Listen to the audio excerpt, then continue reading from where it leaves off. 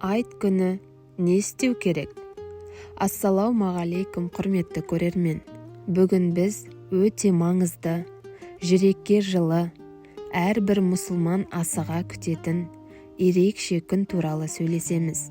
Ол айт күні. Көп адам бұл күнді тек мереке, демалыс немесе дастархан жайылатын күн ретінде қабылдайды.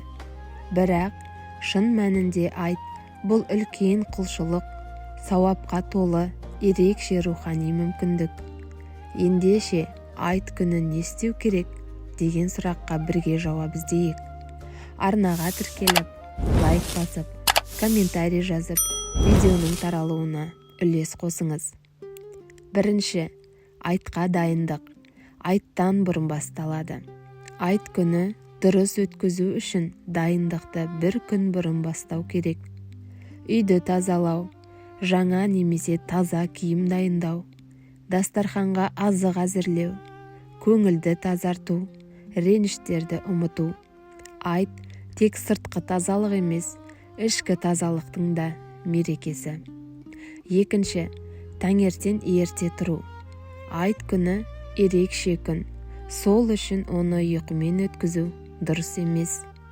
Таң намазына тұрып, сол сәттен бастап жүректі ниетпен толтыру керек.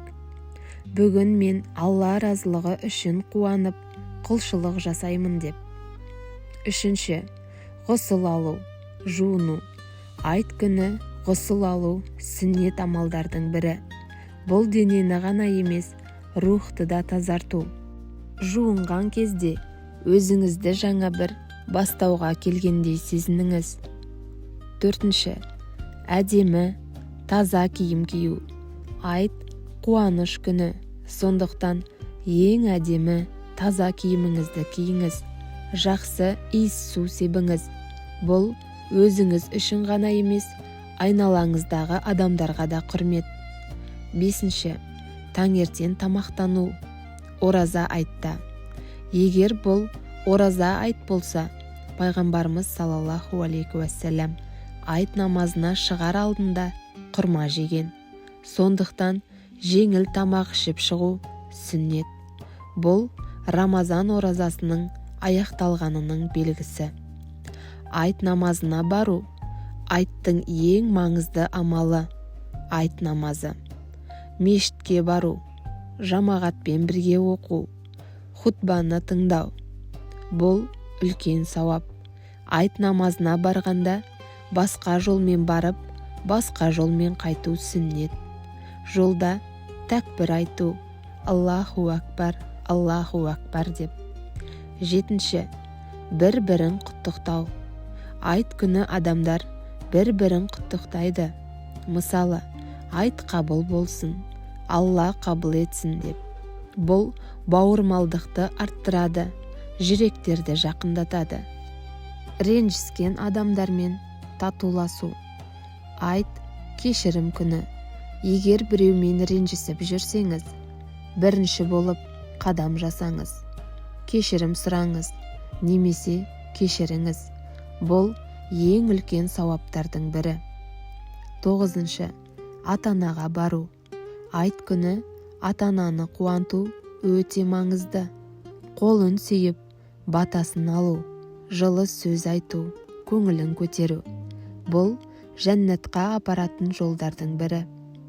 Оныншы, туыстарды аралау. Айт туыстық байланысты нығайтатын күн. Ағайын туысты аралау, үлкендерге сәлем беру, кішілерге сыйлық беру. Бұл қоғамды біріктіреді. 11-ші, садақа беру. Айт күні садақа беру үлкен сауап. Кедейлерге көмектесу, жетімдерді қуанту, қаржылай немесе азық-түлікпен көмектесу. Пайғамбарымыз саллаллаху алейхи уассалам адамдардың ең жақсысы адамдарға пайдасы тигені деген. 12-ші, балаларды қуанту. Айт балалар үшін ерекше күн. Оларға сыйлық беру, ақша беру, көңіл көтеру. Баланың жүрегінде айтқа деген махаббат қалыптасады. 13-ші, дастархан жайып, қонақ күту, Айт күні дастархан жайылады, қонақ шақыру, бірге тамақтану, әңгімелесу. Бұл берекені арттырады. 14. Алланы еске алу. Айт күні тек көңіл көтеру емес, Алланы еске алу да маңызды. Тәкбір айту, дұға жасау, шүкіршілік ету. Айтыңыз: «Я Алла, осы күнге жеткізгенің үшін шүкір» деп. 15. Күнәні көбейтетін істерден аулақ болу. Өкінішке қарай, кей адамдар айтты музыкамен, харам істермен, бос уақыт өткізумен өткізеді. Бұл айттың мәнін жоғалтады. Айт бұл құлшылық, мейірім, сауап.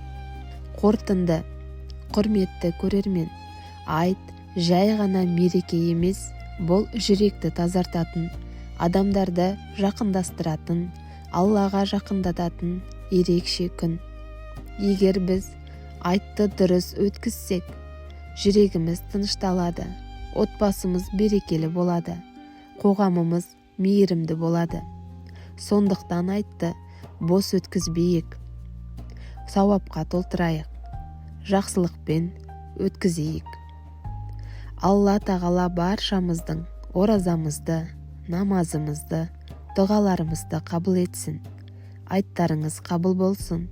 Әр үйге береке, әр жүрекке тыныштық берсін. Әумин. Егер бүгінгі тақырып сізге пайдалы болса, арнаға тіркеліп, лайк басып, комментарий жазып, видеоның таралуына үлес қосыңыз.